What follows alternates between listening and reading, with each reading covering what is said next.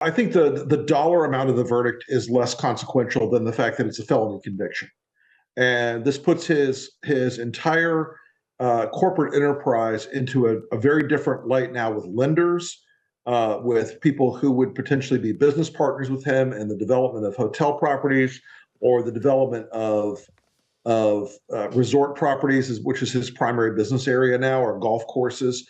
It's one more confirmation that essentially Trump has run a sort of grifty, scammy corporate operation for a very long time, and now we have one of the first actual legal judgments that declares that their behavior was in fact felonious.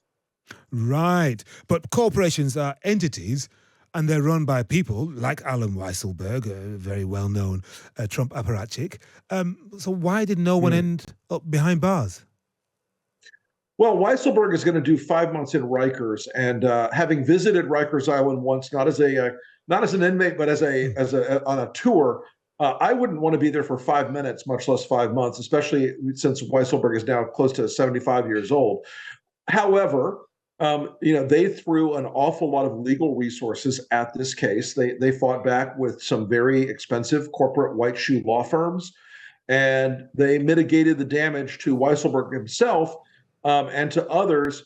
But this is a small organization. It's important to remember that Weiselberg's own testimony was that there were about 30 people in the entire Trump organization who weren't subcontractors hired out as day labor, essentially. Donald Trump is at the center of all these things. His immediate family members, Jared, Ivanka, Eric, are the very center of all these decisions. So I think you're going to see this. The financial damage from this is inconsequential. He could raise that tomorrow by telling his followers, "Give me $1.6 million." But the legal damage and the perceptual damage of what the Trump enterprise looks like now, it's confirming what a lot of people have always known, that they were illegality adjacent at best, and that they were people who had a very loose belief in how much they needed to follow the law. It's interesting that Alan Weiselberg, the former chief financial officer, is going to do just 5 months. Okay, it's in Rikers, not a pleasant place. Does that lead you to believe he must have cooperated quite significantly with the authorities? I do believe that he cooperated significantly at a level that has not yet been revealed. The guidelines in this case would have led to a much more difficult incarceration at a federal penitentiary of some kind. So there is some degree of cooperation with Weiselberg here that is yet to be fully revealed. And this is not over yet, is it? Because the Manhattan District Attorney's Office is going to continue to investigate the Trump organization's business practices. Just how much more jeopardy do you think Trump and his organization's affiliates, etc., might be in? Look, I think that the New York Attorney General, the Manhattan DA, and various other federal and state officials have finally said that they can't look away from the degree of quite evident criminality involved in Trump's wide range of business enterprises, because it has reached the point where you can't pretend it's not happening. You can't sort of look away and go, "Yeah, everybody does that," because no, not everyone does that. And so I think we're in a situation now where the peril for Donald Trump with his prior business practices is extraordinary. The peril for Donald Trump with his future business practices, which are not as much about the old, build skyscrapers and hotels and golf courses, but more about grifting the American, conservative movement. That is an area where he's going to probably shift his attention rather dramatically. And because he has announced he's running for president again, I think we're going to see that he tries to put as much daylight between himself, blame Weiselberg, blame even Eric, blame Don Jr., blame others, and try to get away from the traditional Trump business model. And when you talk to fellow Republicans, and you famously founded the AntiTrump Lincoln Project, do you get any sense that all of this avalanche of terrible financial news, is beginning to make even some of his most diehard supporters think again and consider, well, maybe I do have to throw my lot in behind DeSantis, the governor of Florida, rather than sticking with the cult leader? Good luck is the only answer I give them, because right now in nonpartisan professional polling that looks at Republican primary voters, Donald Trump essentially has close to 60% of the vote, and DeSantis has around 30% of the vote. He still holds an enormous amount of power over the Republican base voters, who will be the ones who turn out in states like Iowa, New Hampshire, South Carolina early in the process.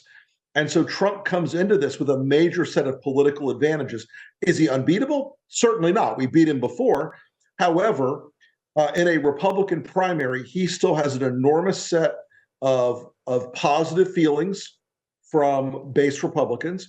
He still has an enormous amount of name ID, which Ron DeSantis does not have nationally at this point. He's very popular among the sort of gentry conservative set, who would love to be rid of Trump but don't know how to do it. But Trump still comes into the 2024 primary with an enormous amount of momentum and advantages that other candidates simply do not have. And as they go into these states, you'll see DeSantis and Pence and Haley and Josh Hawley and Marco Rubio and Ted Cruz and who knows else gets into those races. They'll divide up the anti-Trump vote, and Trump can skate through with 20, 30% of the vote.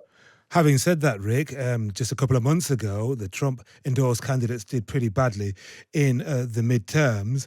And now that the Republicans are in charge of affairs in Congress, in the House of Representatives, if all they do is obstruct and go after Biden and Democrats, and not enough is achieved come 2024, that might tarnish Donald Trump going in, mightn't it not?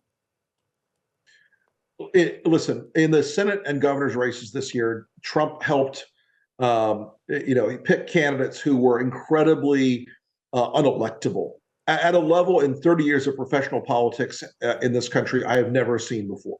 You rarely get a Kerry Lake or a Blake Masters or a Herschel Walker or a Doug Mastriano in any election cycle, much less a dozen of them, as Trump helped select. But in Washington, the Republicans have essentially a tie ball game in the Senate. They're behind by a seat, and in the House, they have taken the majority narrowly.